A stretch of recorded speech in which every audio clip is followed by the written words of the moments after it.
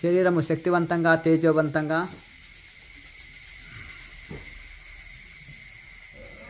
మారినట్టుగా భావనాయుక్తంగా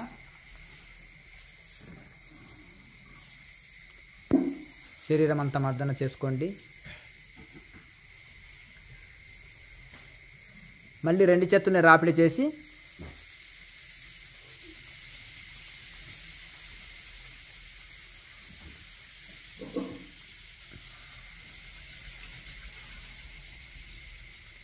ముఖం మీద సున్నితంగా బోర్లించుకొని సుదీర్ఘంగా ఓంకారాన్ని ఉచ్చరిస్తూ బయటికి రండి.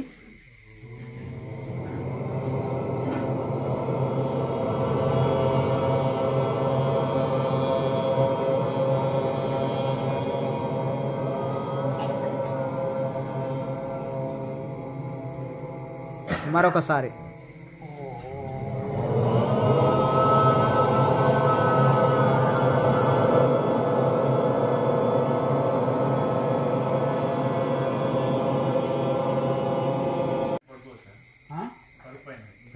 పరుపు పైన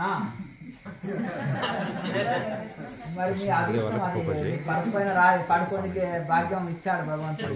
వినియోగం చేసుకోండి, పర్వాలేదు, కానీ అదే సర్వస్వంగా భావించొద్దు. ఎట్లా అంటే ఇది లేకపోతే బానిస కావద్దు అని చెప్తుంది శాస్త్రం. ఏదైనా ఇది నాకు లేకపోతే నడవదు అసలు అన్నట్టు. మలయాళ స్వామి ఒక చెప్పారు, నాయన మీరు దిండు అలవాటు ఉంటే పూర్వకాలంలో పరుపులు లేవు పెద్దగా, కానీ దిండు ఉండేది. ఒక కేవలం ఏదో చాపను ఇలా దిండు వేసుకున్నాను. నాయన నువ్వు రాత్రి పడుకునేటప్పుడు దిండు అభ్యాసం ఉంటే నువ్వు ఒక యాత్ర వెళ్ళావు అనుకో, రాత్రి నిన్ను అది మోస్తే పగలంతా దాన్ని మోయాలి నువ్వు. అంతేనా? పగలంతా దాన్ని మోయాలి ఇక అని అనేవాళ్ళు. కనుక సాధ్యమైనంత వరకు మనము ఇక ఇది లేకపోతే నాకు నడవదు అనే స్థితిలో లేకుండా చూసుకోండి. ఇంకా అట్లా అభ్యాసం అయింది, కానీ మరీ మెత్తటి పరుపు లేకుండా మధ్య రకంగా ఉంటది కదా, ఒక 4 బెడ్షీట్లను మడత వేసుకొని పడుకున్నట్టు. అటువంటిది మంచి ఆరోగ్యానికి కూడా అది మంచిది. మరీ మెత్తటి పరుపులు అంతా సుకుమారం కాదు. మీరు గొర్రెల ఉన్నితో చేసిన గొంగలి ఉంటది కదా, దాని మీద పడుకుంటే ఆక్యుపంచర్ అవుతుంది బాడీ అంతా. శరీరం లేకుండా చిన్న నెక్కర వేసుకోండి, ఆ కంబలి నెక్కర వేసుకొని కంబలి మీద పడుకొని ఇక దొరలండి ఇటు అటు మంచి హాయిగా పడుకోండి. అవి ఇలా కుచ్చుకొని పోయి మంచి ఆక్యుపంచర్ జరుగుతుంది శరీరానికి, చాలా మంచిది. అర్థమైందండి? కంబలి అద్భుతంగా బాగా ఆక్యుపంచర్ శరీరం అంతా రక్త ప్రసరణ చాలా చక్కగా నడుస్తుంది. ఇప్పుడు చెప్పులు కూడా ఏమొచ్చింది, ఇప్పుడు ఆక్యుపంచర్ చెప్పులు వచ్చినాయి, రకరకాలు వచ్చినాయి. అలా కనుక సాధ్యమైనంత వరకు శరీరానికి కూడా కొంత పరిశ్రమ అవసరమే, కొంత ఇది అవసరమే. మరి మెత్తటి పరుపులు అంత ఆరోగ్యానికి అంత ఇది కాదు. ఏసీ అంతేనా కదా, ఫుల్ ఏసీ కానీ ఎప్పుడు ఇది కానీ ఇవంతా ఆరోగ్యం పోతుండే పొలం పనులు చేస్తుంటే. ఎండ వాన చలి గాలి అన్ని శరీరానికి సహజంగా దాన్ని బాగా అందేది. అంత ఈజీగా వాళ్ళకు జబ్బు పట్టడం అనేది ఉండదు. చాలా మటుకు సహజంగా చెమట వచ్చేది అన్ని తగ్గుతాయి శరీరానికి. ఇప్పుడు కూడా పొలం పనులు చేస్తుంటే రైతులు చూడండి, కొన్ని ప్రాంతాల్లో షర్టు అది ఎక్కువ వేసుకోరు. కనుక సాధ్యమైనంత వరకు మనము ప్రకృతికి అనుకూలంగా ఎంత అనుకూలంగా జీవిస్తే అంత మంచిది. ఇంకేమైనా డౌట్ ఉంటే అడగండి. స్వామి, ఇప్పుడు ఈ యొక్క వ్యాయామ ముద్రలు అనేది నేను మార్నింగ్ రన్నింగ్ పోతాను, రన్నింగ్ పోయినప్పుడు అన్ని చేసుకుంటారు కదా, ఇంకా ఇక్కడ చేయవలసిన అవసరం లేదు. ఓన్లీ ముద్రలు చేసుకొని ధ్యానం చేసుకోవచ్చా అని చేయొచ్చు. ఇప్పుడు క్రియాయోగం ఉంది కదా, క్రియాయోగం ఒకటి చేసుకొని ఇంకా ఇదేది వ్యాయామం అక్కర్లేదు. మనం ధ్యానం చేస్తుంటాం కదా, ధ్యానం చేస్తుంటే మనకు కలిగే అంటే కొంచెం చాలా మందికి ఏంటంటే ఎక్కువసేపు 2 గంటలు 3 గంటలు ఇలా కూర్చొని అనుకో, ఈ పెద్ద వయసు వాళ్ళు ఉంటారు, ఈ కాళ్ళ నొప్పులు ఉంటాయి, విపరీతమైన నొప్పి ఉంటుంది. ఇంకా అలాగే శరీరం అంతా బిగుసుకుపోయినట్టు ఉంటుంది కదా, ఒకసారి రిలీజ్ చేసుకోనికే దాన్ని 2 నిమిషాల్లో కూడా పూర్తి చేసుకోవచ్చు. 2 నిమిషాల్లో కూడా బాడీ అంతా ఒకసారి జాయింట్ కదిలిస్తున్నాం, ఫ్రీ అయిపోతుంది. మహాముద్ర ధ్యానం నుంచి బయటకు వచ్చినాక మహాముద్ర ఒక సెట్ వేసినాకో టోటల్ గా శరీరం ఫ్రీ అయిపోతుంది. అట్లా అలాగే మన కొంచెం సూక్ష్మమైన అవసరం ఉంటే చేసుకోవచ్చు. ఇది సాధన ముఖ్యం, కానీ సాధన కుదరాలంటే శరీరం కొంచెం మనకు అనుకూలించాలంటే కొంత శరీరానికి పరిశ్రమ కూడా అవసరమే, ఎక్సర్సైజ్ కూడా అవసరమే. ఎందుకంటే శరీరం మనం చాలా ఫిట్గా ఉంటేనే సాధన ఎక్కువ చేయగలుగుతాం. కనుక ఇది ముఖ్యం. ఇప్పుడు 6 ముద్రలు అనేది చాలా ముఖ్యం. మిగతాది కానీ బాగుంటుంది. ఇవన్నీ చిన్న చిన్న ఎక్సర్సైజ్ ఏంటంటే సాధనలో నుంచి బయటకు వచ్చినప్పుడు ఫ్రీ కానీ సాధనలో వెళ్ళేటప్పుడు కొద్ది కొత్త వాళ్ళు ఉంటారు. వాళ్ళందరికీ కూడా ఎక్కువ ధ్యానంలో కూర్చోలేని వరకు బాడీ రిలాక్స్ అవుతుంది. ఇంకా మీకు ఏమైనా సందేహాలు ఉంటే అడగండి. ఏం లేవా?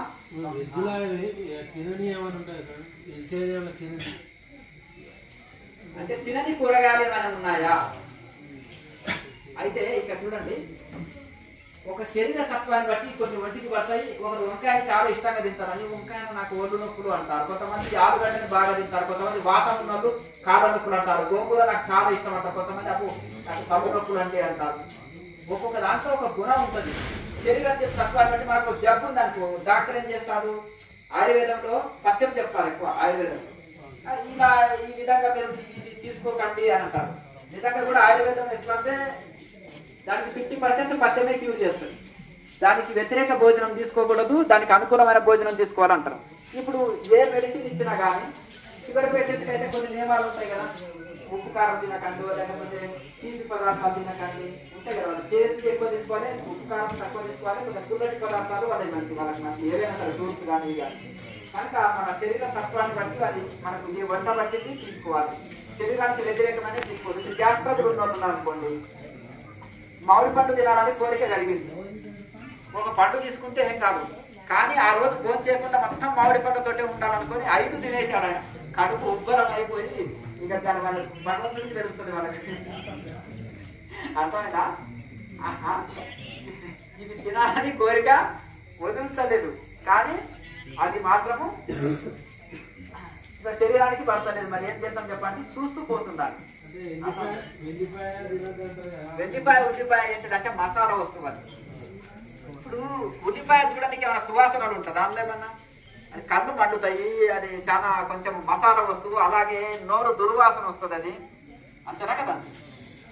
ఉల్లిపాయ మసాలా వస్తువు. దాని బదులుగా అల్లము కావలసినంత వేసుకోండి. ఇది అల్లం అనేది జీర్ణశక్తి బాగా పనిచేస్తుంది. అల్లం ఎంత ఎక్కువ తింటే అంత మంచి జీర్ణశక్తి పనిచేస్తుంది. కారం ఉంటుంది కదా అంటే మరి కొంచెం ఉప్పు కారం తక్కువ వేసుకుంటే అయిపోతుంది. ఎలాగో అందులో కారం తత్వం ఉంది కదా, అలా ఆ కొత్తిమీర వేసుకోండి. మన జీలకర్ర పొడి గ్యాస్ ట్రబుల్ మలబద్ధకం తీసేస్తుంది. జీలకర్ర పొడిని బాగా వేసుకోండి. వాతం ఉంటుంది కదా, కీళ్ళ నొప్పులు వాతం ఉన్నప్పుడు వామపూలు బాగా వేసుకోండి. వామపూలు కానీ తోక మిరియాలు, వారి మిరియాలు అని కొన్ని రకాలు ఉంటాయి. అటువంటి ఆ మిరియాలని 4-3 రకాలు ఉంటాయి మిరియాలు. ఆ మిరియాల పొడి వేసుకోండి కూరల్లో. మా ఇంట్లో వాళ్ళందరికీ నా కోసం ఇవన్నిటికంటే దాన్ని వేసి పొడి చేసి ఒక డబ్బా పెట్టుకుని మీ కూరల్లో కాస్త ఒక స్పూన్ కలుపుకోండి.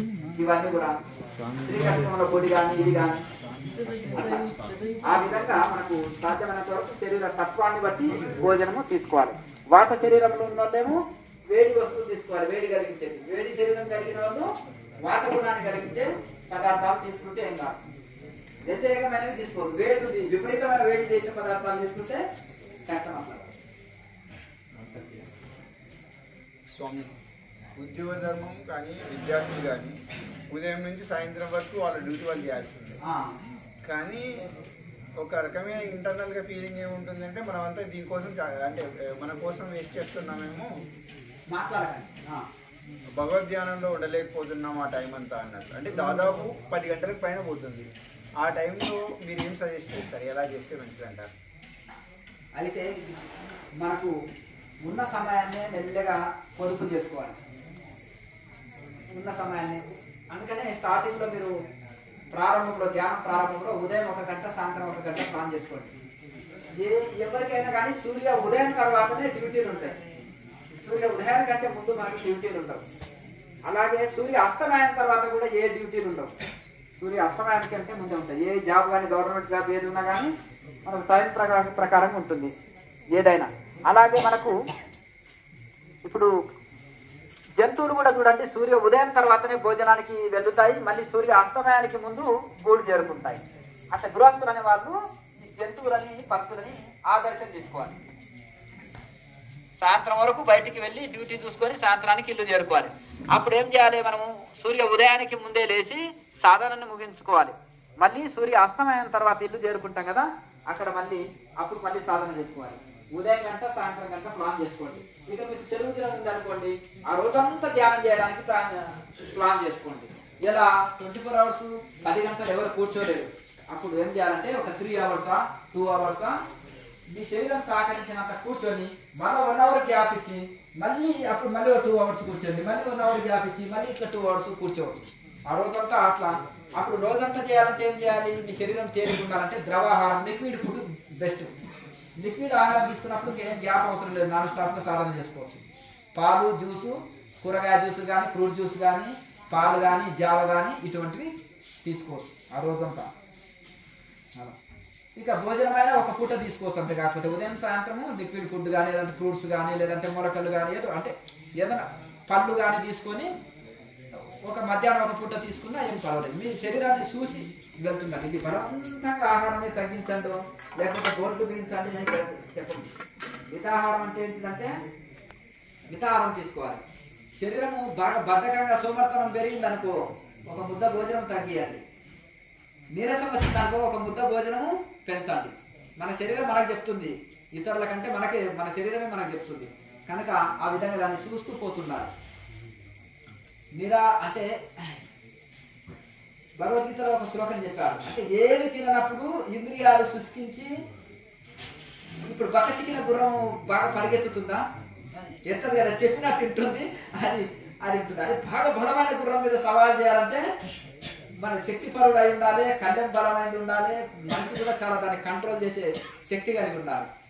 ఆ బలమైన గుర్రాన్ని కంట్రోల్ చేయలేని వాళ్ళు ఏం చేసేస్తారు? బక్క చిక్కిన గుర్రం మీద సవారీ చేయమంటారు. అంటే అప్పుడు ఏం చేయాలంటే మితాహారం తీసుకొని శరీరాన్ని శుష్కించుకొనైనా దీన్ని వశం చేసుకోనేది ఒక పద్ధతి ఉంది. కానీ పూర్తిగా ఏమి తినకుండా ఆ రోజు ఉపవాసం ఉన్నాం అనుకోండి, ఇంత ధ్యానం చేయగలుగుతాము? అంటే ధ్యానం చేయడానికి కూడా శక్తి ఉండాలి. ఆసనంలో కూర్చోవాలంటే ఇంకా ఇందులో ప్రాణాయామం చేయాలంటే కొంత శక్తి కావాలి దీనికి. కనుక యోగులకు నిరాహారం చెప్పలేదు, ఎక్కడ చెప్పబడలేదు. యోగ సాధన చేసే వాళ్ళకి భక్తి మార్గంలో ఉపవాసాలు చెప్పబడ్డాయి. ఎందుకంటే మిగతా రోజుల్లో వీళ్ళు ఫుల్గా లాగించేస్తారు కనుక ఆ ఉపవాసాల తోటి కూడా కొంత ఇదవుతుందని. కనుక ఆ ఉపవాసాలు కూడా అస్తవ్యస్తంగా చేయకూడదు. కావలసినంత వాటర్ తీసుకోవాలి. అప్పుడు అది ఆహారం కిందికి రాదు వాటర్. అప్పుడు శరీరంలో ఉష్ణం పెరగదు, శరీరంలో ఇబ్బందులు ఉండవు. కనుక యోగులకు నిరాహారం చెప్పలేదు, ఉపవాసాలు చెప్పలేదు, మితాహారం చెప్పబడదు. లిక్విడ్ ఫుడ్ లాంటివి తీసుకోవచ్చు, ఏదైనా లిక్విడ్ ఆహారం తీసుకోవచ్చు, ఇబ్బంది. కనుక ఆ విధంగా మనం శరీరాన్ని చూస్తూ పోతుండాలి.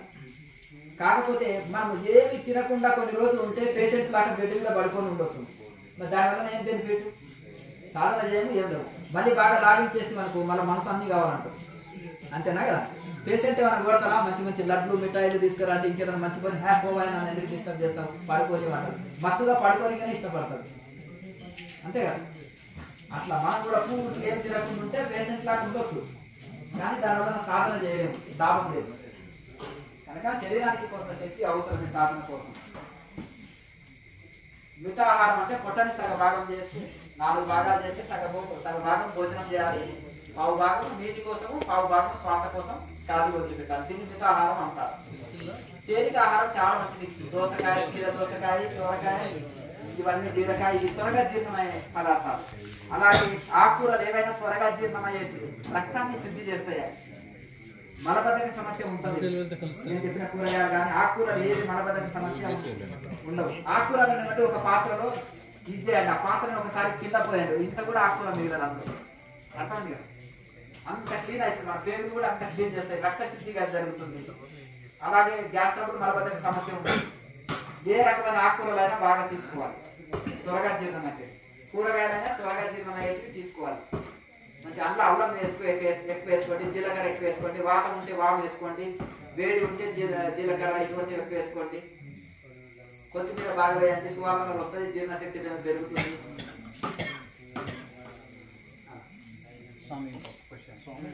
భగవద్ధ్యానంలో ఉంటున్నప్పుడు కొద్దిసేపు అయిన తర్వాత డిఫరెంట్ ఆలోచనలు మారుతుంటాయి. అలా ఆలోచన మారకుండా భగవంతుడి గురించి గుర్తు చేసుకుంటూ ఉంటే ఆ ఆలోచన రాలేదు. కానీ చాలా మంది నిరాకారంగా ఉండాలి అంటే ఏమి గుర్తు చేసుకోకుండా ఉండాలంటారు. చేసుకోవడంలో తప్పేమై ఉందా? ఆలోచనలు వస్తుంటే విచారణ చేయాలి. రమణ మహర్షి కూడా అన్నారు, ఆలోచన వచ్చి వచ్చింది, ఎవరికి వచ్చింది? మనసుకు వచ్చింది. విచారణ చేస్తే మనసు ఎవరు లేనా? మనసు జడమైన పదార్థం కదా అది. మరి అట్లా ఆ విధంగా విచారణ చేయండి. లేకపోతే దాన్ని బుద్ధగించండి. చిన్నపిల్లవాళ్ళకి ఎన్నో జన్మలు వేస్ట్ చేసిన ఒక మనస ఎన్నో జన్మ తీసుకొని వేస్ట్ చేసాం. ఈ జన్మ ఎంతో పుణ్యం చేతి వచ్చింది. మానవ జన్మ కొన్నాం. ఒక కాస్ట్లీ వెహికల్ తీసుకున్నాక దాన్ని మనం ఎంత జాగ్రత్తగా చూసుకుంటాం. ఈ శరీరాన్ని కూడా ఎంతో పుణ్యం చేత పొందాము. మరి దీన్ని చక్కగా రక్షించుకొని చక్కగా దీని వల్ల సాధన చేసేది ఉంది. మనం టైం వేస్ట్ చేసుకొని ఈ శరీరాన్ని పతనం చేసుకోకూడదు కదా. కనుక అట్లా మనసుకు విచారణ చేయాలి. విచారణతో వివేకం పెరుగుతుంది. వివేకం వలన వైరాగ్యం వస్తుంది. వైరాగ్యంతో మనసు బయటకు వెళ్ళదు. ఇంకా మనసు స్థిరం కావాలంటే ప్రాణాయామ అభ్యాసం కావాలి. శ్వాసే మనసు, మనసే శ్వాస. కనుక ఈ ప్రాణాయామం వలన మనసు నిశ్చలమవుతుంది. శ్వాసే మనసు, మనసే శ్వాస. విచారణతోటి మనకు మనసుని లయం చేస్తే శ్వాస లయం అయింది. శ్వాసని లయం చేస్తే మనసు లయం అయింది. కనుక మనం విచారణ ఉండాలి. ప్రాణాయామాభ్యాసం, ధ్యానం అందుకని ఏం చేస్తాం. ఆలోచనలు వచ్చినప్పుడు మనం ఎల్లవెల్ల దైవ భావనతో ఉండండి అంటారు. దైవ భావనతో అన్ని పనులు చేయండి. దైవ భావన కలిగి ఉండండి అంటారు. అలాగే ఎల్లవెల్ల దైవ భావం కలిగి ఉండండి. రాసే అందుకని కూటస్థ దృష్టి కలిగి అన్ని పనులు చేయండి అంటారు. అంటే కూటస్థంలో ఆకుల చక్రంలో మనోప్రాణులు నిలుపుకొని అన్ని పనులు చేస్తూ దైవ భావనతో ఉండాలి.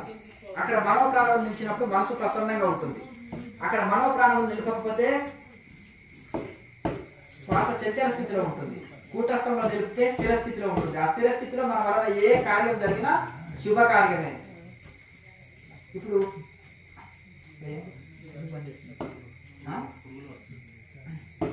చీకట్లు ఎట్లా ఉంటాయి అంటే కోపం రావాలి. ఒక మనిషిని కొట్టాలంటే కోపం రావాలి. అప్పుడు శ్వాస చంచల స్థితిలో ఉండాలి. మనం లేవగానే నీళ్ళలోకి వెళ్ళి లేవగానే నిశ్చలంగా ఉంటాం.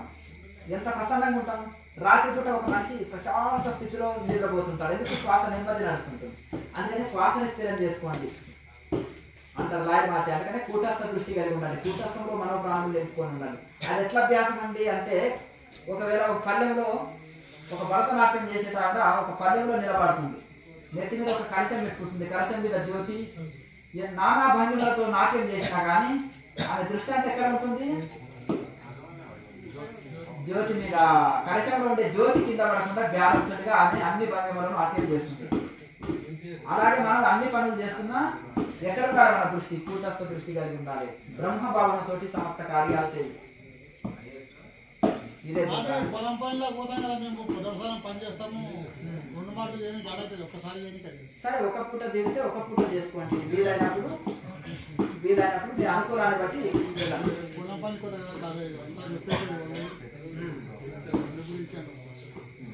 మీ శరీరం సహకరించినంత చేయండి. కొన్ని రోజులకు మీకు ఇందులో కొంచెం ఒక ఆనంద స్థితి, పారవశ్య స్థితి కలిగినప్పుడు దీన్ని అలాగే మీరు మెల్లిగా పెంచుకుంటూ పోతారు.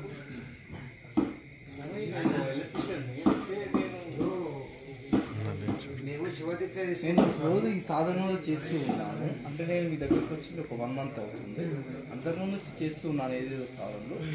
కానీ నేను ఏ సాధన చేసి ఎంత కష్టపడుతున్నా జనం దగ్గర నేను ఎవరి దగ్గరికి వెళ్ళినా వాళ్ళకు నేను చిరాకుగా లేకపోతే ఏదో ఒక దృష్టిగా చూస్తున్నాను. నేను ఎంత కష్టం చేసి అడిగినా సార్ అంటే నా సాధన తప్ప లేకపోతే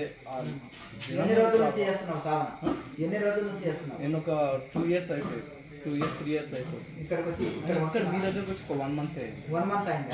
అదే ఇప్పుడు కొత్తగా క్రియాయోగంలోకి వచ్చిన కూడా మీరు గతంలో ఏం సాధన చేస్తున్నారో ఎన్నో నానా రకాలుగా అయిపోయినాయి. చాలా మటుకు ఏంటంటే సరే మనం ఏదో కొన్ని జ్ఞానం వలన గొప్ప ఫలితాలు వస్తాయంటే ఆకర్షితులమై వెళ్తాం. ఎవరైనా అదే మనం మంచి బెనిఫిట్ పొందాలి, మనశ్శాంతి పొందాలి, ఆరోగ్యం పొందాలి, సంకల్ప శక్తి పెంచుకోవాలి, కొన్ని మన కోరికలు నెరవేర్చుకోవాలి, కొన్ని ఆశయాలు ఉంటాయి కదా ప్రతి మనిషికి. స్టూడెంట్స్కి ఉద్యోగం రావాలని ఉంటుందో, లేకపోతే మంచి ర్యాంక్స్ సంపాదించుకోవాలి.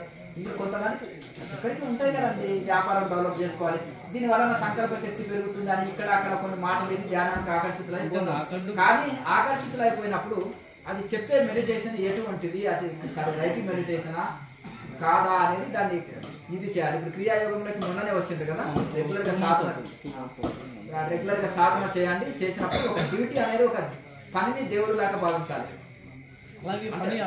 భావించి అది చేసినప్పుడు ఆటోమేటిక్ గా ఒకవేళ మనము న్యాయం అంటే న్యాయబద్ధమైన మనం ఒక పని చేసినాం అనుకోండి, అధర్మంగా అడగద్దు, ధర్మంగా అడిగి ఇది చేయొచ్చు. కొంతమంది లోపులు ఉంటారు, అర్థమైంది కదా. ఏం లేదు ముట్టిగా చేతి కష్టమే కదా అన్నట్టుగా కూడా సరిగా ఇవ్వరు. అది కొంతమంది మాకు అంత దూరం నుంచి వచ్చిందంటే 10 అడిగితే 15 ఇచ్చి పంపుతారు అట్లా. అవన్నీ నా కూలీ అడుగుతున్నాయి అందుకంటే భౌతికం అది కానీ మనము కరెక్ట్ వర్క్ చేయాలి. యాక్సిడెంట్లు అవుతున్నాయి డబ్బులు తీసుకొని ఇంటికి వెళ్ళి కరెక్ట్ గా ఉన్నప్పుడు కొన్ని కర్మానుసారంగా వస్తుంటది. మనకు యాక్సిడెంట్ జరిగింది, రోగం వచ్చింది, నొప్పి వచ్చిందంటే కర్మానుసారంగా కోటీశ్వరులకు అయితలేవా, మాల వేసిన వాళ్ళకి అయితలేవా, ఒక్కొక్కసారి కాలు చేతులు ఇరుగుతున్నాయి మాల వేసి వెహికల్ తీసుకొని పోతే. సహజంగా కర్మానుసారంగా ఇవన్నీ వచ్చిపోతుంటాయి. ఎవరిని వదలదు ఇది అర్థమైంది కదా. సుఖము దుఃఖము ఎవరిని వదలదు. అంతగా ఎవరి మీద భ్రమ పడడం మొదలే చెప్పేయండి ఈ వరకు ఇంత అవుతుంది, ఇంత అయితే చేయించుకోండి, లేదంటే ఆ వాళ్ళకి గొడవ లేదు. ఇప్పుడు ఆటో తీసుకున్నావు మొదలే ఆయన చెప్తాడు అయ్యా అక్కడికి వెళ్ళాను, ఓకే మీటర్ ఏమంటావా ఇంత అవుతుంది అని చెప్తాడు. అప్పుడు ఆయనకి మాట్లాడుకున్నా వాటి చెప్పిన ఆటోమేటిక్గా ఇది చేస్తాడు. ఇంకా సమస్య లేదు కదా. మొదలే మాట్లాడుకుంటే దాంట్లో సమస్య ఉండదు. Okay right. ఇంకా నెక్స్ట్ మీకు ఏమైనా డౌట్ ఉంటే అడగండి. మేము ప్రతి సంవత్సరము శివదీక్ష తీసుకుంటాం నాయన. 10 సంవత్సరాలు అవుతున్నది. శివాలయం కట్టించిన అక్కడ పూజారి లేడు. పూజ ఇప్పుడు కట్టించిన అవన్నీ మీరు చూసుకోండి అయ్యా. ఈ పూజారి లేడు ఇది అవి యోగంలో నీకు ఏమైనా డౌట్ ఉంటే అది ఎంతో మంది వచ్చి ఆడుతుంది. ఇవన్నీ ఉంటాయి అది పర్సనల్ గా మాట్లాడుకోవాలి. అర్థమైంది కదా. ఇప్పుడు దీనికి సాధనలో ఉన్నారు కదా. కొంతమంది సిటీ నుంచి ఎవరైనా పోయేటోళ్ళు ఉంటే తినేసి వెళ్ళండి, లేదంటే అర్జెంటుగా వాళ్ళ ముందు అడగండి. వాళ్ళు ఎవరైనా వెళ్ళే వాళ్ళు ఉంటే ముందు అడగండి.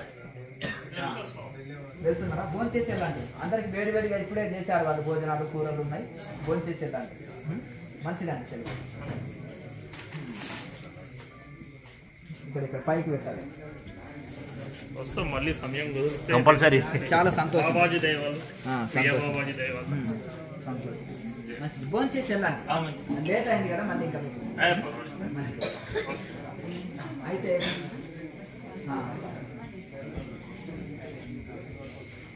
ఇంకేమైనా డౌట్లు ఉంటే అడగండి. అయ్యా ఏం డౌట్ లేవా? ఇప్పుడు ఏంటి మీకు పూజ దొరుకుతుందా? ఏంటి సమస్య?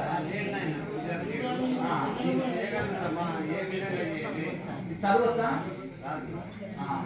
చదువు రాదు. అష్టోత్తరాలు కంఠస్థం చేసుకో, క్యాసెట్ వేసుకొని చేసుకో. అర్థమైంది కదా. ఫోన్ ఉంది కదా, శివ పూజని ఫోన్ వేసుకొని రోజు చేస్తుంటే అది వింటావు కదా. విని విని విని కొన్ని రోజులకు ఒక 2 నెలలో 3 నెలల లోపల నీకు ఆటోమేటిక్ గా నోటికి వస్తాయి. అర్థం కదా. ఇది చదువు రాని వాళ్ళకు ఒకటి ఏంటంటే ఏకాగ్రత ఎక్కువ ఉంటుంది. ఏదన్నా వింటే బాగా గ్రహిస్తారు, మనసు పెట్టి వింటారు. అర్థం కదా. మొండి పట్టుదల ఎక్కువ ఉంటుంది. మొండి పట్టుదల పాటు అవి ఏకాగ్రతతో అవి కంఠస్థం అవుతాయి. ఆటోమేటిక్ గా వచ్చేస్తాయి. దాంట్లో భక్తి ప్రధానం ఇక్కడ అంతనే కదా. ఏ వేదంకు పఠించరు భుజగంపే శాస్త్రములు చూసి తానే విద్యాభ్యాసనం వర్ణించగలి చెంచే మంత్రము ఊహించే బోధావిర్భావ నిదానములు చదువులయ్యా కావు శ్రీపాద సంసేవాసక్తి ఏకాక జంతు తతికి శ్రీకాళహస్తీశ్వర. ఇక్కడ భక్తి ప్రధానం. ఏ వేదంకు పఠించరు సారిపుడు ఏ వేదం చదివింది, భుజగంపే శాస్త్రములు చూసే పాము ఏ శాస్త్రాలు వచ్చు, ఏనికి ఏ విద్యాభ్యాసం చేసింది, కన్నప్ప ఏం శాస్త్రాలు చదివాడు. అయినా కానీ కాళహస్తీశ్వరుని యొక్క కృపని పొందినాయి కదా. దీనికి చదువు శాస్త్రాలు పీటీలు పిహెచ్డీలు ప్రధానం కాదు కదా, భక్తి ప్రధానం కదా, జంతువులే చదివినాయి కదా అనేది దూర్జటి కవి ఆయన యొక్క భావనను రాశాడు. ఇక్కడ భక్తి ప్రధానం. కన్నప్పకు పూజా విధానం తెలుసా? కుక్కిల్లో నీళ్లు తీసుకొచ్చారు. అర్థమైంది కదా. వేటను కొట్టుకొని వచ్చేసి దొక్కలో మాంసం తీసుకొచ్చారు. ఇది పెట్టకూడదు దేవుడికి నైవేద్యం అని తెలియదు. అంటే అక్కడ భక్తి ప్రధానము. అర్థమైందిగా. భక్తి ప్రధానం తెలిసి చేయకూడదు, ఆయన తెలియక చేశాడు. అదే పనిగా తెలిసి నిషిద్ధ కార్యాలు చేయకూడదు. కానీ తెలిసి చేసినా భగవంతుడు, తెలియక చేసినా కానీ అతను భావాన్ని గ్రహిస్తాడు. అంటే నేను భగవంతుడికి అభిషేకం చేయాలి, పూజ చేయాలని ఆవేదన తపన అతను ఆ భావనతో చేశాడు. కనుక భావం ముఖ్యము. భావప్రియుడు భగవంతుడు, వస్తుప్రియుడు మానవుడు. ఒక పెన్ను ఎవరైనా ఇచ్చారనుకో, దాని విలువ ఏ బ్రాండ్, ఇది ఎంత రేటు, ఏ షాపులో తెచ్చాడు అనేది రేటు వేరే కడతారు. ఎవరు? మనుషులు. భగవంతుడు పత్రం పుష్పం ఫలం తోయం అంటుంది కదా. నువ్వు భక్తితోటి పత్రం కానీ, ఒక ఆకుని బిల్వ పత్రం కానీ, తోయం అంటే నీళ్లు కానీ, పుష్పం కానీ, ఫలం కానీ ఏది భగవంతుడికి సమర్పించినా భగవంతుడు తృప్తి చెందుతాడు. అంతేనా కదా. మనిషి అయితే విలువ కడతాడా కాదు. అర్థమైంది కదా. మేము అంటే మా ఇంటికి వస్తే ఇంత మంచి గిఫ్ట్ ఇచ్చినాము, మీరు గిఫ్ట్ ఇచ్చారా మాకు, ఇవన్నీ వెలగడతారు ప్రతి వస్తువుకి. అట్లా కనుక భగవంతుడు అనేది హృదయాన్ని చూస్తాడు అంతేనా.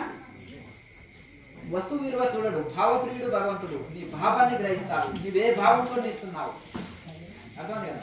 ఆనాడు సత్యభామ ఏం చేసింది, కృష్ణుడి తులాభారంలో కొనాలని మొత్తము ఆమె పట్టు చీరలు, నగలు, డైమండ్స్, ఆమె ధరించే నగలు, నానా రకాల అన్ని కేజీలు మొత్తము ఒక లారీకి తీసుకొచ్చి అక్కడ వేసింది. అయినా కృష్ణుడు ఎంచు కదలలే.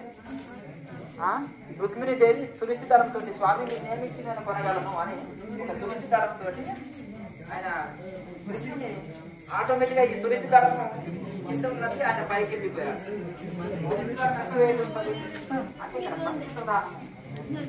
ప్రసన్నుడు అవుతాడు భగవంతుడు. అందుకనే భావప్రియుడు భగవంతుడు. మీ భావాన్ని గ్రహిస్తాడు. నాకు ఈ శాస్త్రం ఆ శాస్త్రం రావాలని చూడకండి. అందుకని శంకరాచార్య ఒక శ్లోకంలో రాస్తాడు, శివానంద శాస్త్రాలు రావు,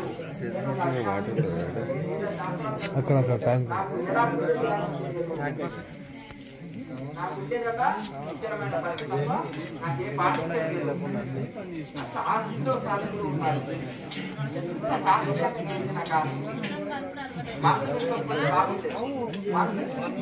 చేసేవాళ్ళు వాళ్ళకి శాస్త్రాలు ఇవన్నీ పరిచయం చేస్తాం.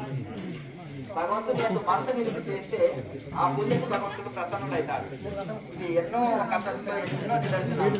తల్లిదండ్రులు 40 ఏళ్ళు పూజ చేస్తే భగవంతుడు ప్రసాదం తింటే, తల్లిదండ్రులు ఊరుకుంటే చిన్నపిల్లవాడు మొర పెట్టుకుంటే తిన్నాడు ప్రసాదం. తల్లిదండ్రులు ఏమనుకున్నారు, అది అబద్ధం పెడుతున్నాడు అనుకున్నారు.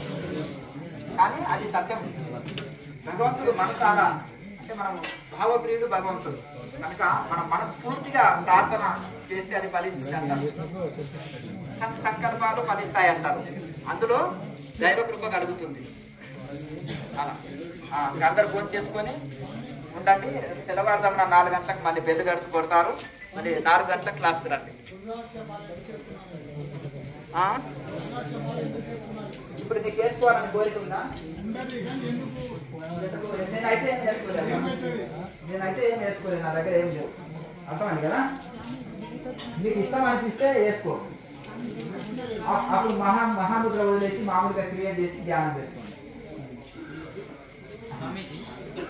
నార్మల్ గా ప్రాణాయామ చేసినప్పుడు లాలాజలం వస్తుంది కదా, అది మింగేసేటప్పుడు నార్మల్ శ్వాస వస్తుంది. చేయగా అట్లా రాదు. కొన్ని రోజులు చేయగా అటువంటి అట్లా రాదు.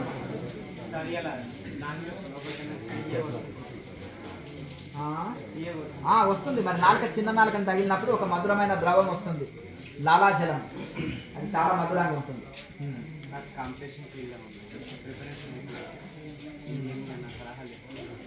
బాగా చదువుకోవాలి. మెడిటేషన్ ఖాళీ ఉంటే మెడిటేషన్ చేసుకోవాలి. మిగతా అప్పుడు చదువుకోవాలి. చదివే తపస్సు, చదివే కాలంలో చదివే తపస్సు. అర్థం కదా. ఒక తపస్సులాగా చదివితేనే వాళ్ళు అనుకున్నది సాధిస్తారు. ఇప్పుడు కాంపిటీషన్ ప్రపంచం. అర్థమైంది కదా. పూర్వకాలం దాకా లేదు, చదువుకున్న వాళ్ళు తక్కువ. 5 చదివినా ఉద్యోగం వచ్చేది, 10 చదివినా ఉద్యోగం వచ్చేది అప్పట్లో. ఇప్పుడు పరిస్థితి లేదు. అన్ని పీజీలు పిహెచ్డీలు పట్టుకున్నా కానీ ఇంకా ఎన్నెన్నో వాటికి కాంపిటీషన్ ఉంది కనుక ఈ కాలానికి అనుకూలంగా మనం కూడా రెడీ ఉండాలి. బాగా కష్టపడి చదువుకోవాలి.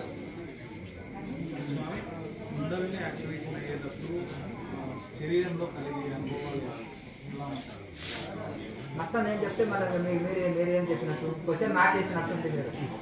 అర్థమైందిగా. అట్లా కూడా చెప్పిన ఆన్సర్స్, క్లియర్ క్వశ్చన్స్ ఆన్సర్స్. దాంట్లో కొంతమంది ఏంటంటే తప్పుగా ఉట్టిగానే ఏదో నిద్ర వచ్చినప్పుడు ఇట్లా జర్క్స్ వస్తాయనుకోండి, దాన్నే ఏమో ఈ యొక్క కుండల్ని యాక్టివేట్ అయింది అందుకని నాకు జర్క్స్ వస్తున్నాయంటే, నాయన అవి కుండల్ని జర్క్స్ కాదు, నిద్రా జర్క్స్. అర్థమైంది కదా. నిద్రా జర్క్స్. తులి పడడం ఇటువైపు ముందుకో వెనక్కికో తులి పడతారు. అది అంటారు.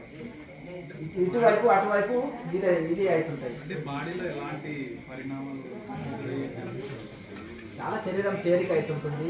నిద్ర మాకు రమ్మన్న రాదు. ఈసారి వారిపోవడం తూలిపోవడం అనేది ఏముండదు. చక్కగా ఉండగలుగుతారు. ఆ కదలికలు మనకు స్పష్టంగా తెలుస్తుంటాయి లోపల. యోగం చేస్తున్నాం కదా, దాన్ని తట్టుకునే శక్తి మనకు ఉంటుంది. ఇప్పుడు అది ఒకటి ఏమంటారు, మనకు ఆ శక్తి యోగం మనకి ఇస్తుంటుంది.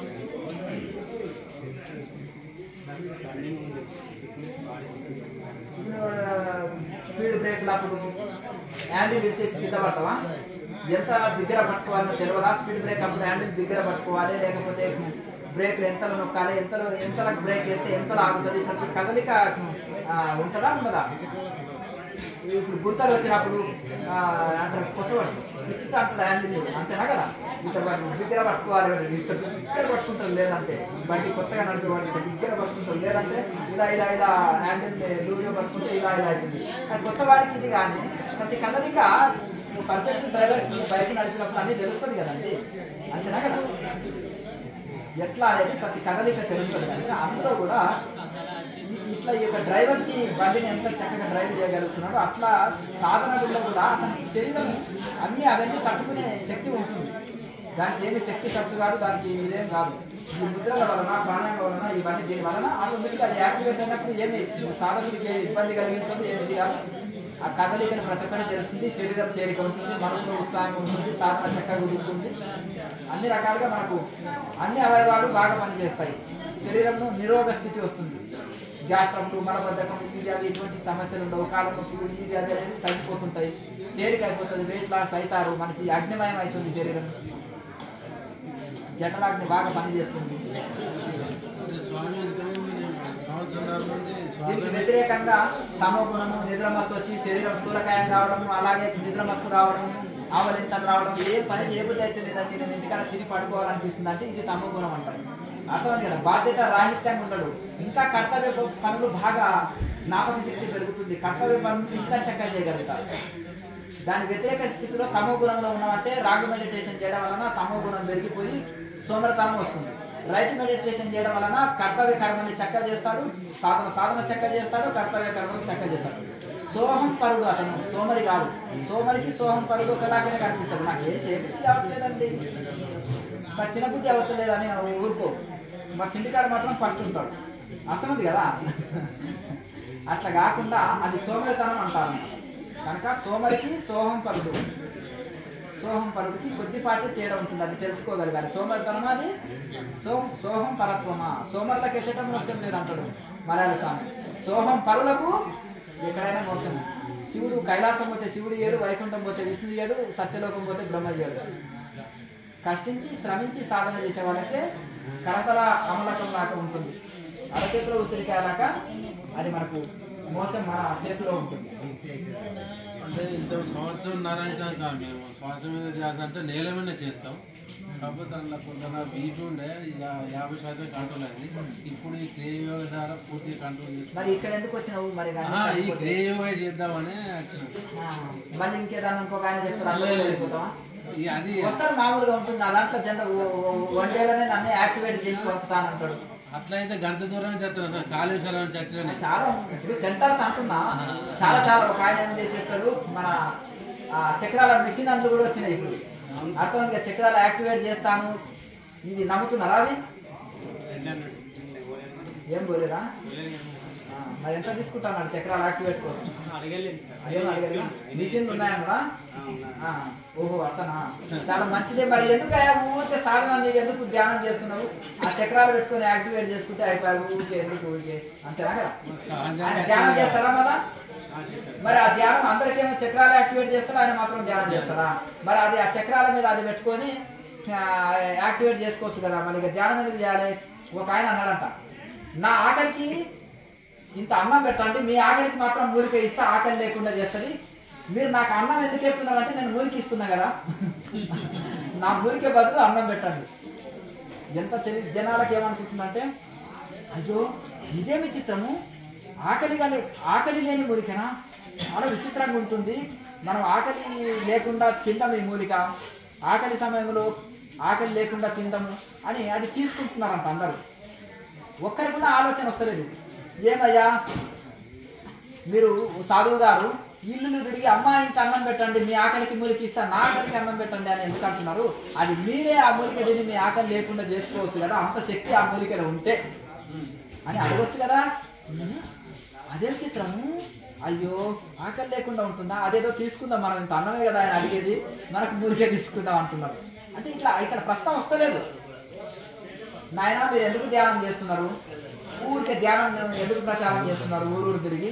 ఆ చక్రాల మిషన్ అందరు చక్రాల మీద పెట్టి పాపం ఆ చక్రాలు యాక్టివేట్ చేస్తే ధ్యానం చేస్తే వచ్చే ఫలితం చక్రాలు యాక్టివేట్ అవుతుంది, గొప్ప స్థితి అందుకుంటాం కదా.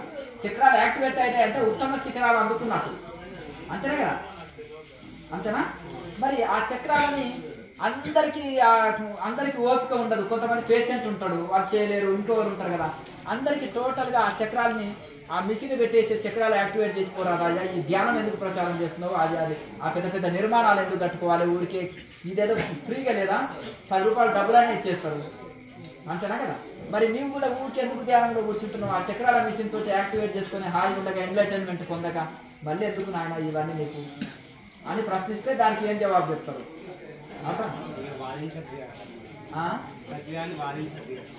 వాదించకపోతే ఎట్లా? ఇది వాదన అన్నది, ఇది సత్యం తెలుసుకోనికి. తర్కంలో ఒకటి ఉంటుంది, కుతర్కం ఒకటి ఉంటుంది. డౌట్ని క్లియర్ చేసుకోవడం అడిగేది దాన్ని ప్రశ్న అంటారు, అర్థమైంది కదా. ఓ గురువు గారు తాను పోయి ఆర్డర్ వేయడం వేరు, నాకు ఈ డౌట్ ఉందండి స్వామీజీ చెప్పండి అంటే దీన్ని పరిప్రశ్న అంటారు. భగవద్గీత ఉపదేశానికి జ్ఞానం జ్ఞానినా తత్వదర్శన అంటారు కదా. ప్రతివిధి పరిప్రశ్నేన సేవయా అన్నాడు, అర్థమైంది కదా. ఆ పరిప్రశ్నతోటి తెలుసుకోవచ్చు దీన్ని, కానీ ఆర్డర్ వేయద్దంటారు. ఇంకొకటి నేను ఇక్కడ మరి నీకు డౌట్లు తెలుసుకోకపోతే ఎట్లా? నువ్వు ప్రశ్న ఎట్లా అంటున్నా అంటే కుతర్కం చేస్తలేవు, దాన్ని కుతర్కం చేయకూడదు. కానీ తర్కశాస్త్రాన్ని కూడా నేనే అన్నాడు కృష్ణ పరమాత్మ. అంటే పరమాత్మ తత్వం తెలుసుకునే కోసము మనం తర్కించుకుంటాం కదా, చర్చిస్తాం కదా, దాన్ని ఆ చర్చని ఆ తర్కాన్ని కూడా నేనే అన్నాడు. మరి ఆయన తర్కము చేయండి. ఇప్పుడు విచారణ ఉంటుంది, విచారణలో అంతా తర్కించుకోవడమే కదా. నేను దీన్ని కన్ను అవుతున్నా, నేను వేదాంతంలో ఉంటుంది, నేను కన్నే ధ్యానంగా ధ్యానించు, నేను చెవునే ఆత్మగా ధ్యానించు, నాలుకనే ఆత్మగా ధ్యానించు, కాలునే ఆత్మగా ధ్యానించు, మనసునే ఆత్మగా ధ్యానించు అని నారదుల వారికి ఎన్నో రకాలుగా సనక సనందనలు పరీక్షలు పెడతారు. ఆయన అన్ని శాస్త్రాలు చదివిపోయి ఉంటాడు, కానీ ఆయనకు ఆత్మశాంతి లేకపోయినప్పుడు స్వామి కన్ను లేకుండా నేను ఉన్నాను కదా, ముక్కు లేకుండా నేను ఉన్నాను కదా, ఈ ఇంద్రియాలు ఎట్లా నేను అవుతాను, ఇవి లేకుండా వికలాంగుడిగా ఉన్నాను కదా అంటే ఆహా తెలివైన వాడు. సరే మనసునే ఆత్మగా భావించు అంటాడు. మనసు కూడా జడమే కదా స్వామి, ఇట్లా బుద్ధి ఆత్మగా అంటే ఇవన్నీ కూడా మనసు బుద్ధి చిత్తము అహంకారం వీటిని ఆత్మగా భావించంటాడు. ఒక్కొక్కటి ఇస్తాడు. ఇచ్చినప్పుడు ఆయన కొన్ని రోజులు ధ్యానం చేసి ఎట్లా నేను ఈ మనసును అవుతాను అంటాడు. మళ్ళీ బుద్ధిని ఆత్మగా ధ్యానించంటే బుద్ధిని ఎట్లా అవుతానని విచారణ చేసి అంటే వీటన్నిటికీ సాక్షిగా ఉండి వీటికి శక్తి ఇస్తుంది. చూడండి, ఇవి ఇప్పుడు ఇంద్రియాలు నడవాలంటే శక్తి కావాలి. దేని వలన శక్తి పొందుతున్నాయి? ఆత్మ ద్వారా శక్తి పొందుతున్నాయి. ఆత్మశక్తి వలన ఇంద్రియాలు పనిచేస్తున్నాయి, కానీ ఇంద్రియాల శక్తి వలన ఆత్మ పని చేయట్లేదు. సూర్యుని వలన అన్ని వస్తువులు తెలుసుకుంటున్నాం, కనిపిస్తున్నాయి, కానీ ఈ వస్తువుల వలన సూర్యుడిని చూడలేదు. అలాగే ఒకసారి ఈ ఇంద్రియాలన్నీ నేనే గొప్ప నేను కన్నుని నేను లేకపోతే నడవదు, నేను పన్నుని నేను నడవదు, నువ్వు నవ్వులాలో ఏది నవ్వులు తినాలన్నా నేను గొప్ప, నేను కారుని నువ్వు ఎక్కడెళ్ళాలన్నా నడుస్తావు, నేను లేది నడవదని ఇవన్నీ యుద్ధం చేసినాయంట. యుద్ధం చేసి చివరికి అంటే నేనే గొప్ప అనుకుంటే అప్పుడు యుద్ధము లాస్ట్కి వచ్చేసి సరే నువ్వు ఇంపార్టెంట్ అంటున్నావు కదా, 1 సంవత్సరం నువ్వు లీవ్ తీసుకొని వెళ్ళిపో, నువ్వు లేకపోతే నేను పనులు చేసుకోగలుగుతానా అని అన్నారంట. కన్ను పోతే గుడ్డివాడు లాక్కున్నాము, చెవిటి పోతే చెవిటివాడు లాక్కున్నాము, కాలు పోతే కుంటివాడు లాక్కున్నాము, మొత్తం మీద అయితే ఉన్నాము. ఇక లాస్ట్కి అన్నీ ఉండి అన్నీ వెళ్ళిపోయి వచ్చినాయి. ఓహో నేను అంత ఇంపార్టెంట్ కాదు కదా, నేను లేకున్నా పని నడుస్తుంది అని మళ్ళీ వచ్చేసినాయంట. లాస్ట్కి ఉండి ప్రాణం ఉండి ఇక నేను ఎట్లా వస్తాను, నా వంతు పోతే అయితే నీకు దేని మాకు ఉనికే లేదు. ఈ ప్రాణం యొక్క ఉనికి ద్వారానే ఇవన్నీ ఉన్నాయి, నీ వలనే మాకు శక్తి అందుతుంది, నీవే లేకపోతే మాకు లేవు. అందుకనే ఈ ప్రాణం అనేది ఇంపార్టెంట్ అనేది టోటల్గా తెలుసుకున్నాయి అన్నమాట. కనుక ఈ లోపల ఆ ప్రాణశక్తే జీవాత్మ, అదే మనం అయి ఉన్నాము.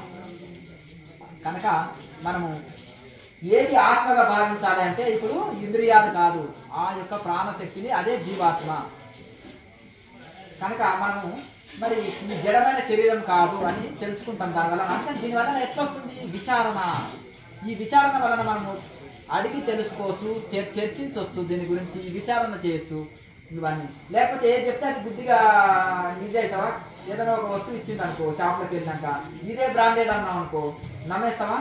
గతంలో నువ్వు ఆ వస్తువు వాడుంటే నీకు అవగాహన ఉంటే, లేదంటే ఇది ఇలా ఉండదు, అది నాకు అదే వస్తువు ఉంటే చెప్పు, లేకపోతే ఇంకో షాప్కి వెళ్తా అంటావు అంతవా? ఎందుకు? ఈ వస్తువులో నీకు పరిజ్ఞానం ఉంది. అందుకని గొప్ప వేదాంతులు యోగీశ్వరులు అయిన వాళ్ళు ఏదైనా ఉల్టా ఒక సాధకుడు వచ్చి జవాబు చెప్పినా, ఉల్టా ఏదన్నా ఎవరైనా ప్రచారం చేసినా ఇది తప్పు నాయన అని ఖండిస్తారు. ఏమైనా బంగారు షాప్లో ఏదంటే అది అంటావా, మిషన్ మీద పెట్టి ఇట్లా చేస్తే అది 24 ఏది అనేది తక్కువ తెలిసి చేసి మిషన్ వచ్చింది చెప్పేస్తుంది కదా. అది భౌతిక వస్తువులకి అర్థమైంది కదా. ద్వైతం అంటే జీవుడు వేరు దేవుడు వేరు అనేది. అద్వైతమే జీవుడే దేవుడు అయి ఉన్నాడు. ద్వైతంతో స్టార్ట్ అయ్యి అద్వైతంతో ముగుస్తుంది. ద్వైతం అంటే స్టార్టింగ్ ఇంకా పూర్తి ఉద్యోగం రాలే, చదివే స్టేజ్. ఉద్యోగం వచ్చినాక అద్వైతం. అర్థమైంది కదా. చదవంతా అయిపోయింది, ఇంకా చదివేది ఏం లేదు అతను. ఉద్యోగం వచ్చేసింది. అంతా ఒకటే, అంతా నేనే అయి ఉన్నాను, నేనే అందరిలో ఉన్నాను, నా ఆత్మనే అందరిలో ఉన్నప్పుడు ఇంకా భేదభావం లేదు కదా. ఇంకేమైనా అడుగుతారా అప్పుడు ఆ ఋషి? ఏం కులం అండి మీది, ఏ గోత్రం అండి, ఏ ఊరండి, ఏ ప్రాంతం అండి, ఇవన్నీ ఉండదు. ఇంకా అంతా నేనే అయి ఉన్నాను. అవి అన్ని ద్వైతంలోనే ఇవన్నీ వస్తాయి. వ్యవహారాలు అంటారు అక్కడక్కడ. అంతంగా ఏకం, నిత్యం, విమలం, అచలం అంతా ఒకటే, ఇంకా రెండోది లేదు అక్కడ. ఏకమే, అంత ఏకమేవ అద్వితీయం పరబ్రహ్మ. అంత అద్వితీయమైన పరబ్రహ్మ ఒకటే ఉంది. నేహన నాస్తి కించన. దానికంటే కూడా కించిత్ పదార్థం కూడా భేదం లేదు, ఏది వేరు లేదు, అంతా ఒకే పరబ్రహ్మం అయి ఉన్నది అనేది అనుభవం చెందినాక అది అద్వైత స్థితిలో ఉంటారు. ద్వైతంతో స్టార్ట్ అవుతుంది, భేదభావంతో స్టార్ట్ అవుతుంది, నేను వేరు నువ్వు వేరు అనే స్థితిలో ఉంటుంది. దేహమే నేను అనే భావనతో స్టార్ట్ అవుతుంది. తర్వాత దేహం నేను కాదు, ఆత్మస్వరూపమే నేను అనేది దాంతో ముగుస్తుంది సాధన.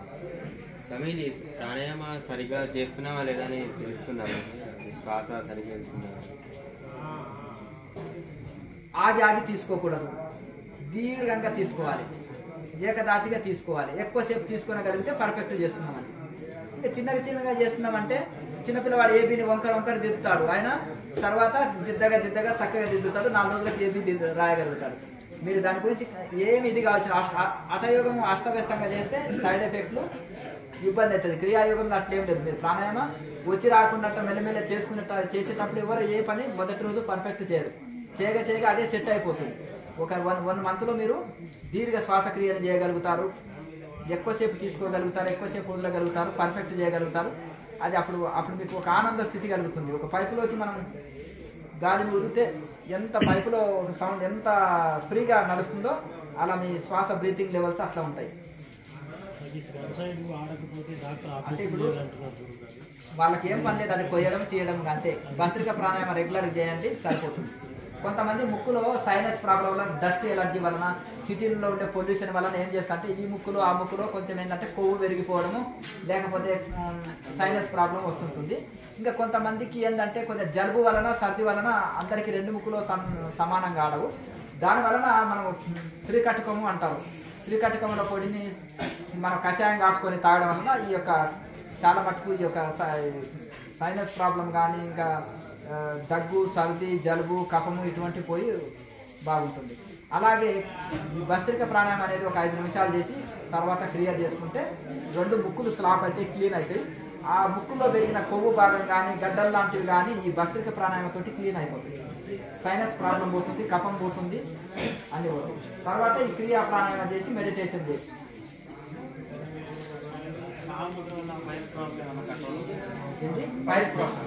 ఇది పైల్స్కు మహాముద్రకు సంబంధం ఉండదు. పైల్స్కు పటిక భస్మం అని దొరుకుతుంది షాప్లో డైరెక్ట్.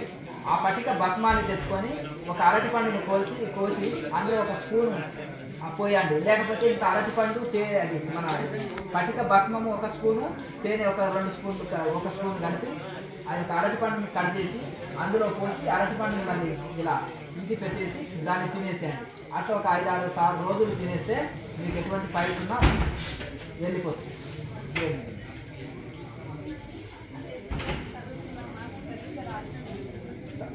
క్రియ బాగా చేస్తే ఏకాగ్రత పెరుగుతుంది, మెమరీ పవర్ బాగా పెరుగుతుంది, అప్పుడు మంచి ర్యాంకులు సంపాదించుకుంటారు. అర్థమైందా? ఇప్పుడు విద్యార్థులకు చాలా మంచిది, వాళ్ళకి మెమరీ పవర్ పెరగాలి కదా. నాకు బుర్రకి ఎక్కట్లేదు, ఎన్నిసార్లు చదివినా అంటారు. కొంతమంది ఎట్లుంటుంది, షార్ప్ ఉంటుంది, కొంతమందికి ఇది ఉంటుంది. కనుక ఏం పర్వాలేదు. ఇప్పుడు ఈ యొక్క మెడిటేషన్ ఎవరైతే చేస్తారో వాళ్ళకి మైండ్ షార్ప్ అవుతుంది, మెమరీ పవర్ పెరుగుతుంది. స్టూడెంట్స్కి చాలా ముఖ్యం. కనుక అలా మీరు చాలామంది ఏమంటే టైం వేస్ట్ కదా, ఈ లోపల బుక్ చదవచ్చు కదా అని అంటారు. ఇప్పుడు సరే 10 గంటలు చదివిండ్రు, బుర్రకి ఎక్కట్లేదు, మరి దానికంటే వీళ్ళకి 1 గంట సేపు మెడిటేషన్ చేశారనుకో, ఉదయం గంట సాయంత్రం గంట చేశారు, 2 అవర్స్ పక్కకి తీసిపెట్టు. 1 అవర్ చదివే లోపలనే మొత్తము వాళ్ళకు ఇక్కడ ఫీడ్ అయిపోయింది. 2 అవర్స్ మెడిటేషన్, 1 అవర్ ఇది, 3 అవర్సే కదా, 7 అవర్స్ సేవ్ అయినట్టే కదా. మరి 10 అవర్స్ పట్టుకున్నా కానీ ఏది బుర్రకి ఎక్కట్లేదు బుక్, అంతేనా కదా. మెమరీ పవర్ పెరిగింది కదా ఇక్కడ, మరి టైం సేవ్ అయిందా లాస్ అయిందా?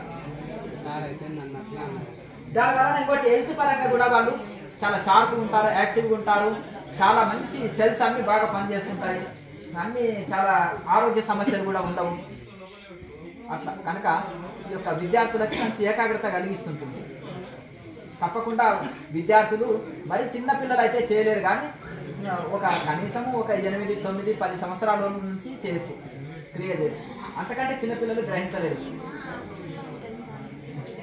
హాస్టల్లో ఉంటే ఎందుకు కుదరదు, కళ్ళు మూసుకొని కూర్చోవాలి, వీళ్ళు వాళ్ళు ఎక్కిరిస్తారేమో, అమ్మో ఇది యోగిని అయిపోతుందో లేకపోతే ఏమి అయిపోతుంది, యోగా చేస్తున్నట్టే. ఒక పని చేయండి, ధ్యానం అంటే వాళ్ళకి అర్థం కాదు, యోగా అని చెప్పండి.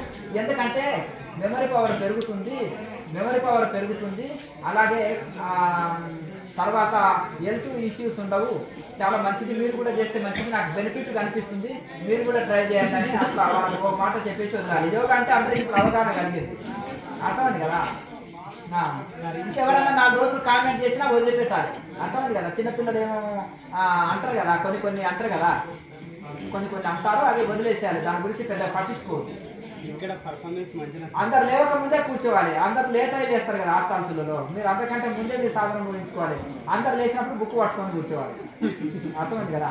కొన్ని రోజులకి ఎవరైనా రహస్యంగా సీక్రెట్గా లేచి చూసినా కానీ యోగా అంటారులే, ఓపుకుంటే చెయ్యి, దీనివల్ల బెనిఫిట్ ఉంటుంది, మెమరీ పవర్ పెరుగుతుంది అని చెప్పాలి. సార్ ఇక్కడ పర్ఫార్మెన్స్ మంచిగా అవుతుంది, చదువు విషయంలో అక్కడ మెయిన్స్ ఇంకా ప్రయత్నం చేయాలి. ఒక చీమకి ఎంత పట్టుదల చూడండి, 20 సార్లు 100 సార్లు కింద పడ్డ మళ్ళీ గోడ ఎక్కుతుంది, దాని లక్ష్యం ఊది చూడు చీమని, మళ్ళీ పైకి ఎక్కుతుంది, మళ్ళీ ఊది చూడు, మళ్ళీ ఎక్కుతుంది. అట్లా అనుకున్నది సాధించేంత వరకు వదిలిపెట్టొద్దు, అంతేనా కదా. ఇప్పుడు వాళ్ళు గొప్ప ఒక పెద్ద ఒక సైంటిస్ట్ కానీ, ఒక బిజినెస్ మ్యాన్ కానీ, ఒక పెద్ద కంపెనీలు పెట్టిన వాళ్ళు కానీ చూడండి, మళ్ళీ ప్రయత్నం చేస్తూనే ఉంటారు. సక్సెస్ 100 ఫెయిల్యూర్లతో ఒక సక్సెస్ పొందారు. మన దగ్గర దూరం నుంచి చూస్తే వాళ్ళు ఏంటండి, ఒక రోజునే వాళ్ళకి అన్ని విజయాలు వచ్చినాయి అనేది అసాధ్యం. వాళ్ళని పోయి అడగండి ఎన్నిసార్లు ఫెయిల్యూర్ అయింది, ఎంత కష్టపడితే ఆ స్థాయికి వచ్చిందో అనేది, అంతేనా. అట్లా అది అనుకున్న పని సాధించిన దాకా విడవద్దు, అంతే. సరే మంచిదే కదా. ఇక తిని పడుకోండి, మళ్ళీ 4 గంటలకి బెల్ కొడతారు, క్లాస్ ఉంటుంది, అందరు ఇక విశ్రాంతి తీసుకోండి. ఏమన్నా సరే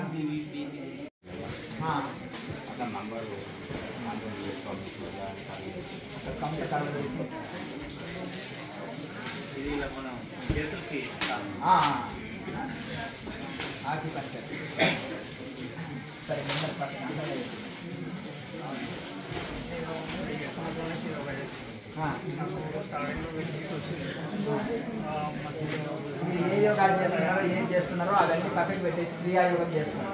అర్థం లేదు, దీంట్లో నేను ఆన్సర్ చేయగలుగుతాను. నేను ధ్యానం చేస్తున్నాను, ఎందుకు ఫలితం వస్తలేదా, నాతో కొట్టాడు, నువ్వు ఏడ నేర్చుకున్న వాడు పోయి కొట్టాడుకోవాలి బాబు అని అంటారు, అంతేనా కదా.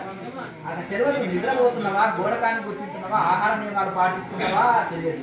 ఇది హఠయోగంలో కూడా అస్తవ్యస్తంగా రకరకాల ప్రాణాయామాలు చేసేసి ఈడ పట్టుకునే, నాకు ఆడ పట్టుకునే, నాకు ఈడ దెబ్బలే ఆడ దెబ్బలని రకరకాలుగా చెప్తుంటావు. అది ఏ రకమైన నువ్వు ప్రాణాయామం చేస్తున్నావు, ఏ రకం చేస్తున్నావు, పోనీ అవి చేస్తున్నావు, నువ్వు రైట్ చేస్తున్నావా, రాంగ్ చేస్తున్నావా, అసలు నీకు నేర్పించిన ఆయన ఎవరు, అంత పర్ఫెక్ట్ ఉన్నారా, టీవీలో చూసి చేస్తున్నావా. కొంతమంది బుక్కులు చూసి చదివి ప్రయోగాలు చేస్తారు, కొంతమంది ఇది ప్రయోగం చేస్తారు. అదే క్రియాయోగాలు అంటేనే బుక్ చూసినా టీవీ చూసినా పెద్ద ఎఫెక్ట్ పడదు, ఏమి వలన హాని లేదు. ఒక్కరైనా క్రియాయోగంతో ఇబ్బంది పడుతుంది నాతోటి పనికి, నేను దానికి రెస్పాన్సిబిలిటీ వహిస్తాను. ఎందుకు ఇంత కాన్ఫిడెన్స్ తో చెప్తున్నాను. ఆ నిర్వధ్యానంలో తోటి పిచ్చోళ్ళు అయిన వాళ్ళు ఉన్నారు, అర్థమైంది కదా. మత్తులోకి వెళ్ళిపోయి ఆ మత్తులో తాగిన వాడు మత్తులో ఉండి ఉన్నట్టు ఇబ్బంది అయిన వాళ్ళు ఉన్నారు, లేకపోతే వంగి కూర్చొని నడువులు మెడలు దెబ్బతిన్న వాళ్ళు ఉన్నారు. కానీ ఇంతవరకు ఎందుకంటే ఒక అనుభవజ్ఞుల సంరక్షణలో చూడడం జరుగుతుంటుంది, పర్యవేక్షణలో చూడడం జరుగుతుంది, సలహాలు ఇవ్వడం జరుగుతుంది. అద్భుతమైన వెయిట్ లాస్ కావడము, శరీరంలో జబ్బులు పోవడం, మనశ్శాంతి రావడము, మంచి తలడై ఓపెన్ కావడం, మంచి అనుభూతులు కలగడం. ఉదయం అయితే 10 మంది ఏడ్చేశారు అనుభూతులు కలిగి. అది ఏడుపు కాదు, ఆనంద బాష్పాలు పులకించిపోయి ఆటోమేటిక్గా వాళ్ళ ఆనందమే కాదు కదా, అంత పారవశ్య స్థితిని వాళ్ళు అనుభవిస్తున్నారు అంతేనా కదా. తెలుసో తెలియక ఆ యోగం అనేది కరెంటు తీగ, హఠయోగం అనేది కరెంటు తీగ లాంటిది. దాన్ని అస్తవ్యస్తంగా చేయకూడదు, అనుభవజ్ఞుల పర్యవేక్షణలో చేయాలి. దాంట్లో ఏదన్నా ఇది వచ్చినా కానీ మళ్ళీ దాన్ని సరి చేసే గురువు మన ఆధ్వర్యంలో ఉండాలి. అర్థంగా ఏ మీకు సైడ్ ఎఫెక్ట్ వచ్చిందో హఠయోగం దాన్ని తీసి పక్కకు పెట్టి ఇక్కడ నుంచి క్రియాయోగం చక్కగా చేసుకోండి, అంటే సెట్ అయిపోతుంది.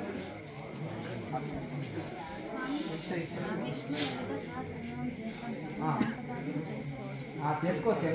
భక్తే కదా, స్తోత్రాలు పారాయణాల కానుంచి ఏదైనా భక్తి ప్రారంభం నుంచే స్టార్ట్ అవుతుంది. స్తోత్రాలు పూజల కానుంచి స్టార్ట్ అవుతుంది.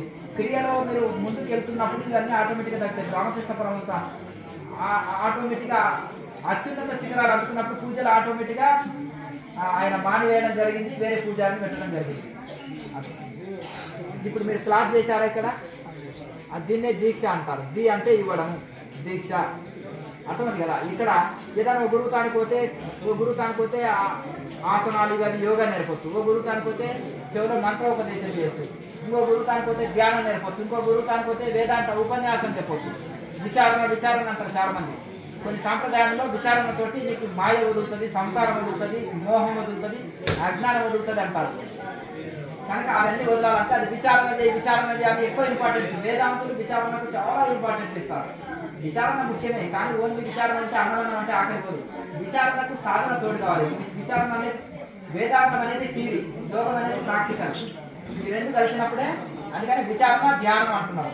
యోగం ఇవి కలవాలి, థియరీ ప్రాక్టికల్ రెండు కలిస్తేనే అనుభూతి పొందగలుగుతాం. కనుక ఒక్కొక్క పార్టీ చెప్పొచ్చు. ఇక్కడ మీకు అన్ని దొరికినాయి. ఇక్కడ అన్నిటి గురించి విచారణ చేయమంటున్నాము, ధ్యానం చేయమంటున్నాము, ప్రాణాయామాభ్యాసం చేయమంటున్నాం, జపం చేయమంటున్నాం, ఆలోచనలు వస్తుంటే విచారణ చేయమంటున్నాము, మనసు చెల్లిస్తే ప్రాణాయామం చేయమంటున్నాము. ఇవన్నీ కలిసి చేయాలి. మెల్లమెల్లగా అభ్యాసం చేస్తే ఒక ట్రైన్ పట్టాల మీదకి ఎక్కింది అనుకో, ఇక స్పీడ్ అందుకుంటుంది. అలాగే ఆ పట్టాల మీదకి ఎక్కించేదే ఉంటుంది. ఒక ఇంట్లో రూట్ దొరకాలి, విచారంలో గ్రిప్ దొరకాలి, ప్రాణాయామంలో ఇవన్నీ సెట్ అయిపోతే చేయగా ప్రాణాయామం సెట్ అయ్యి చక్కటి ఒక పారవశ్య స్థితి అందుకుంటాం. ఇంకా వదలబుద్ధి కాదు సాధన ఆటోమేటిక్గా. ఇంకా ఇవి అవి చేయవలసిన అవసరం లేదు. చాలా మంది అంటారు, నేను సింపుల్గా ఏం చేయాలంటే 24 కూరలు ఎందుకు చేయాలి అంటే నేను కిచిడి చేసుకొని ఆయన అంటారు. అందులో కూరగాయలు ఇవి అవి అన్ని సన్నం కర్రీ చేసి వేసి అన్ని ఉడికిస్తారు. కిచిడి అన్ని విటమిన్స్ ఉన్నాయా లేవా? ఇంత నెయ్యి వేసుకొని తినంటే రుచిగా వచ్చేసి అయిపోయి అన్ని విటమిన్స్ ఇది ఫలితం వచ్చేసి.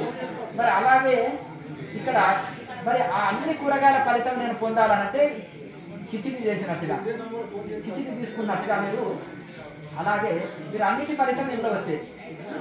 ఒక్కొక్కటి చేయవలసిన అవసరం లేదు. కడివెల పెరుగు తాగలేని పిడికెడు వెన్న తీసించింది అనుకో, ఆ కడివెల పెరుగు సారమంతా నీకు వెన్న రూపంలో వచ్చేసి అయిపోయి. పౌర్ణమి లేదు, ఎందుకంటే అందరూ సెలవు దినము సెలవులు దొరకక అవస్థ పడుతున్నారు. ఎంప్లాయీస్, బిజినెస్ వాళ్ళు, ఎవరికైనా ఆదివారం సెలవే కదా. రైతులు కూడా పనిపోతలేదు అంతేనా కదా. ఆదివారం అని ఈ ఆదివారం పని అంటున్నారు. ఎందుకంటే ఇప్పుడు ఇంట్లో అందరూ ఉంటారు కదా, అందరూ సెలవుతో ఉంటారు. మనం అందరం ఊరికి మనం పొలం పనికి చేసేదేమో అన్నట్టు ఇంట్లో స్కూల్ నుంచి పిల్లలు పోరు, ఉద్యోగానికి వెళ్ళరు, ఈ అన్ని ఇంకా ఇంట్లో ఉంటున్నారు. అందరూ ఒకరోజు అంటారు, ఎట్లా ఎలా కలుస్తారు? సండే పిల్లలు వస్తారు, మన పొలం పనికి అయితే ఎట్లా ఇంటికి అడుగుతున్నారు. ప్రతి నెల క్యాలెండర్లో చూసుకోవాలి, 2వ సండే రావాలి. క్యాలెండర్లో చూసుకొని రావడం అంతే. ఏ డేట్ అన్నా రావచ్చు, అది డేట్తో సంబంధం లేదు. వారం మాత్రం 2వ ఆదివారం.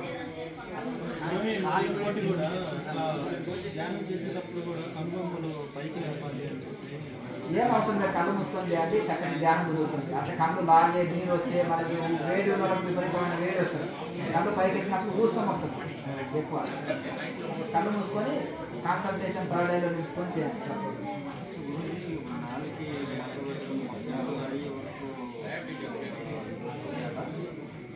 మడత పెట్టుకొని చేస్తే మనకు శరీరంలో ఊసుకొని పెరగదు, మనసు ప్రసన్నంగా ఉంటుంది, ముద్రకి అభ్యాసం అవుతుంది. తర్వాత ఈ తల వేసి సెట్ చేయగా కొన్ని రోజులు నాలుక పొడి అయితే పుణ్యకి వస్తుంది. నాలుక మడత పెట్టుకొని మళ్ళీ నాలుక మళ్ళీ బయటకు వస్తుంటుంది. కొత్త వాళ్ళకి మళ్ళీ లోపలికి అనుకోండి, ఏం పర్లేదు. లాలాజలం వచ్చినా మింగివేయండి. సరే, ఇక అందరూ భోజనాలు చేసుకొని విశ్రాంతి తీసుకొని మళ్ళీ తెల్లవారు 4 గంటలకి వెళ్ళిపోతారు. ఫోన్ చేస్తారా ఇప్పుడు? సరే.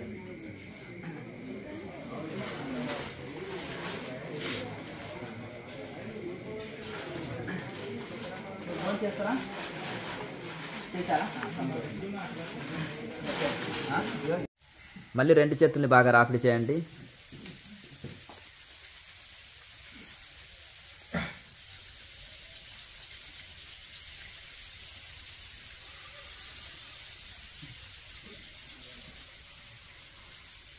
ముఖం మీద చక్కగా